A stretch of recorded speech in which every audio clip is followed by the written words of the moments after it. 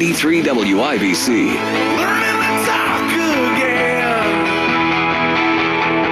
Can't you see I've waited long enough? Where do I begin?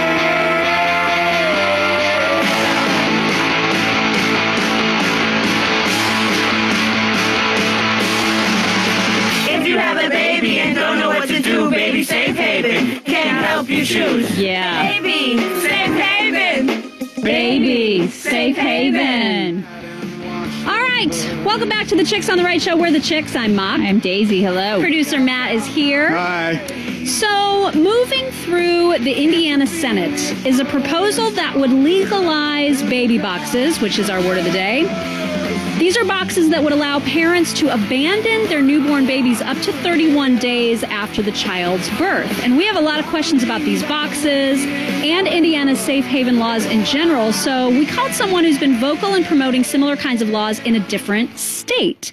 With us on the Singer Financial Group Newsmaker Hotline is Michael Morrissey, who's been a promoter of Massachusetts safe haven laws for years while opposing the use of these baby boxes. Michael, what's happening here?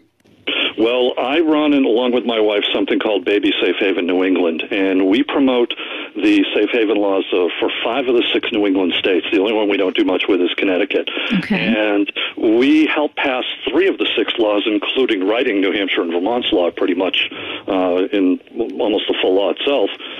So we really have a very high knowledge of not only how to get them passed, what they're about, but also how to make the public awareness campaigns work, because, I mean, I just can run some parallels between Indiana and Massachusetts. Our populations are about 120,000 different.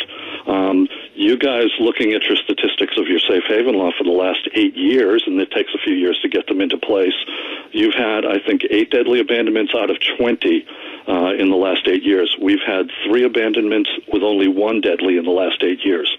So we're doing an extremely good job, promoting the law and making it work. And our statistics were the same as yours prior to our law passing and getting this awareness campaign. And so we've, completely changed it, 85 to 90%. We looked at those baby boxes back 10, 15 years ago, and they just would never have worked. Never. That's the problem. So what could we do better then? First of all, Indiana has never done an awareness campaign. Yeah. And all of a sudden they're saying, oh, let's put this new gizmo out there that, I hate to say it, looks like a converted animal trap.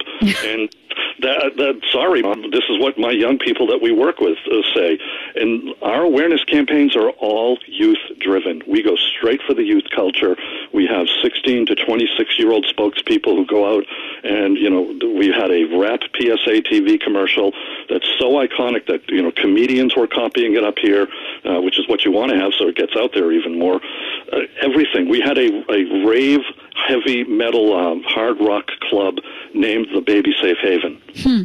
Now, are we correct that baby safe haven laws exist in all 50 states? Because this was news to us. I mean, honestly, when we first read the article and the proposed legislation, we were like, all right, well, this seems like an okay thing. But that's because we were not even aware. And I don't think we're laws. not alone on that. If we don't know about it, there's probably a lot of people out there that don't know about these laws. Now, they're in all 50 states. The last one passed in Nebraska in 2008. And you might remember that one. That's the one where they didn't write it properly, and they were having people drop off 6 and 7 kids that were in their teens even. We were just wondering about that. Like, what's the age cutoff? Is there a cutoff? Because people are probably getting really irritated with kids sometimes. Yeah, I can see their point to some degree. But the age cutoff on these is most states are 7 to 14 days. Some are 30, some are 31, some are 9. We're 7 in Massachusetts. You're 30. Otherwise, our laws are exactly the same. Okay. And most abandonments take place in the first 72 hours. Okay. Right. And what about these campaigns in other states? Have you, because as far as I know, Indiana is the first to consider, realistically having these baby boxes, but what other promotional campaigns have worked in other states? Well, first of all, you're not the first one to consider it. Okay. A lot of states have considered them before, but they never even got to the point of being put into a legislature, because everybody that looks at them just crunches the numbers, sees how much they cost, see how much a campaign costs, whether people are afraid to go in and out of safe haven laws, which isn't true. They're not afraid if you have a right campaign. So that every single time anybody's looked at them, they've said no way. So that's number one. Number two, most states don't have a very good awareness campaign. I mean, we probably stand alone in Massachusetts up here through New England for the number of newborns that, if you want to say you're saving babies, we're doing it better than anybody in the country. I mean, anybody. I mean, by 50%. So I'm just curious, what got you so passionate about this topic? Right after September 11th in 2001, we got called by a state police captain who worked with the medical examiner's office and asked if we'd help bury a newborn baby. And literally, we're lowering this baby into the ground that was found in a cemetery that's 200 years old in a downtown section of Boston. We said, no mas, we're not going to let this happen anymore. Wow. We got the law passed. It took 4.5 years for the law to pass in Massachusetts. And then I have a lot of friends that come out of radio and television, and they just said, oh, no, you're not getting away with this. You got to help us promote this thing. Yeah. So that's what we started doing. And then we just did standard demographic marketing. We used, high school kids out of the Boston Arts Academy, which is, sort of the fame school in Boston. They started doing promotions with us. We had a young spokesperson. We still have a young spokesperson. She's done like 150 appearances on every format of radio station, from punk rock and sports talk and everything in between, all targeted, right at the younger, audience. And that's how we've been so successful. I mean, nothing but standard demographic marketing. Yeah. And no gizmos, no funny boxes, no nothing. We work our tails off to get this done. Just getting the word out. Yeah. So why has this become a new issue? I know that you were critical about whoever the woman is that sort of brought this to the forefront here in our state. Why has this even become a thing? Well, because when that woman has been working with Safe Haven laws for, I think it's only a matter of a few months. And when she came forward and started pushing that, I want to promote in Indiana. We had a gentleman in Indiana a while back, but I don't know, sometimes some people come and some people don't keep going with it. Then she came in and started saying things of how she was going to promote it.